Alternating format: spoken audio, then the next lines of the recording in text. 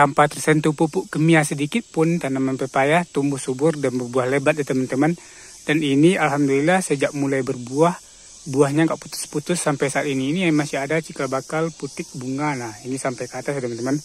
Buahnya berundul kayak gini hanya menggunakan pupuk kompos yang berbahan baku bonggol ataupun pohon pisang.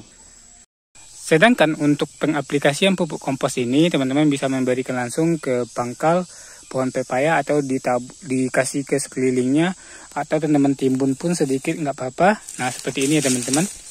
Nah ini akan diserap perlahan oleh tanaman pepaya ini. Ini kalau pepaya sudah mulai berbuah seperti ini antara 3-5 kilo pupuk kompos per batang teman-teman. Bagaimana caranya proses pembuatan pupuk kompos dari pohon pisang ataupun bonggol pisang untuk tanaman pepaya agar lebih subur dan berbuah lebat seperti ini. Gas.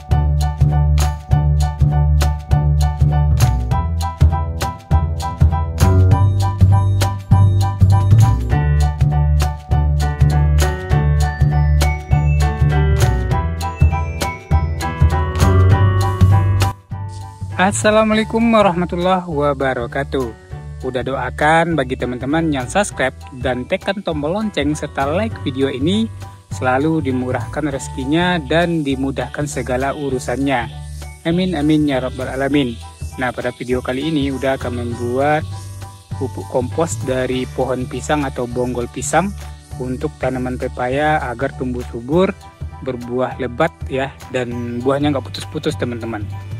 Unsur yang dibutuhkan oleh tanaman pepaya yaitu unsur KCl, fosfat, dan magnesium. Nah, kita akan membuat pupuk kompos yang mengandung unsur tersebut teman-teman. Yang berbahan baku yaitu bonggol pisang ataupun gedebok pisang dan media kering lainnya.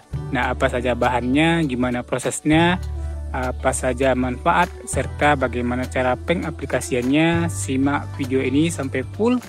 Dan jangan di skip. Bahan bakunya yaitu gedebok pisang atau bonggol pisang atau batang pisang.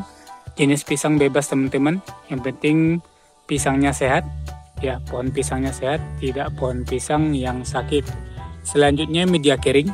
Media kering di sini kalau untuk tanaman pepaya, udah sarankan media keringnya kompos pupuk kandang atau kohe yang sudah kering ya. Seperti kohe unggas ataupun kohe ternak lainnya. Selanjutnya kita tambahkan dengan arang sekam atau abu pembakaran. Ini akan menambah unsur yang lebih kompleks teman-teman. Jadi fungsi pohon pisang ini membantu penguraian semua media kompos ini dan juga mempercepat pengomposan, memperbanyak mikrobakteri pengurai, serta di pohon pisang ini mengandung unsur fosfat dan KCl yang tinggi. Sedangkan kohe itu NPK-nya cukup tinggi, ditambah dengan magnesium seperti kandungan pada arang sekam teman-teman. Ya, kalau tidak ada arang sekam, teman-teman bisa menggunakan sisa pembakaran ataupun daun kering ataupun serasah daun keringnya teman-teman. Nah, sebelum kita lanjut ke proses pembuatannya, yaitu komposisi ataupun takarannya 6:4, yang mana 6 media kering ya, boleh kohe campur dengan arang sekam 6 kilo dan 4 kilo cacahan ataupun pohon pisang atau bonggol pisang yang sudah dihaluskan atau dicacah. Nah selanjutnya kita mulai ke pencacahan.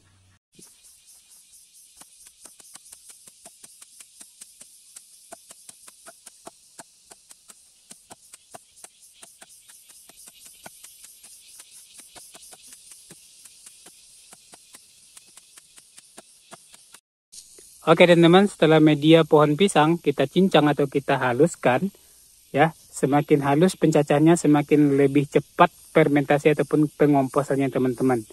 Nah setelah ini kita lakukan yang namanya mixing ataupun pencampuran media. Lalu pencampurannya gampang saja seperti ini teman-teman.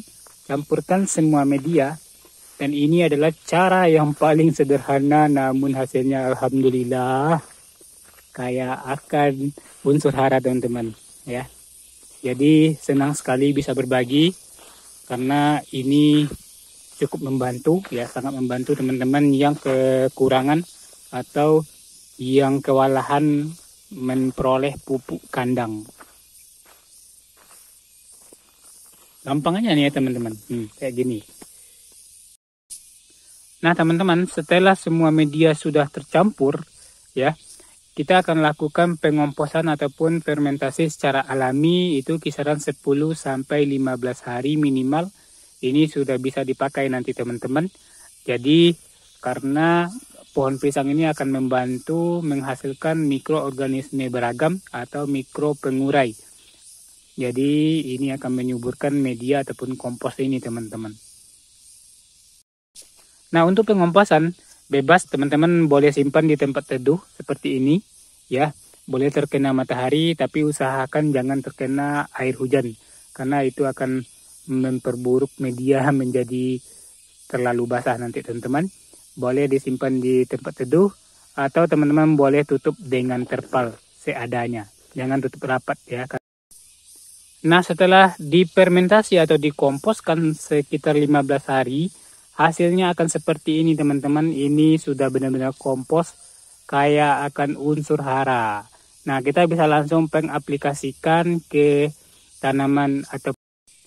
Nah untuk pengaplikasiannya teman-teman bisa menggunakan dua metode, yaitu sebagai pupuk dasar sebelum teman-teman menanam.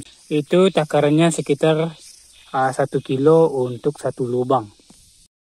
Sedangkan untuk pengaplikasian pupuk kompos ini teman-teman bisa memberikan langsung ke pangkal pohon pepaya atau dikasih ke sekelilingnya, atau teman-teman timbun pun sedikit nggak apa-apa. Nah seperti ini ya teman-teman.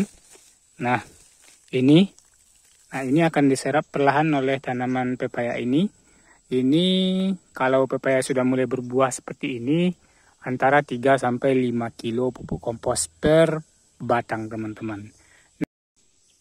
Tanpa tersentuh pupuk kimia sedikit pun tanaman pepaya tumbuh subur dan berbuah lebat ya teman-teman.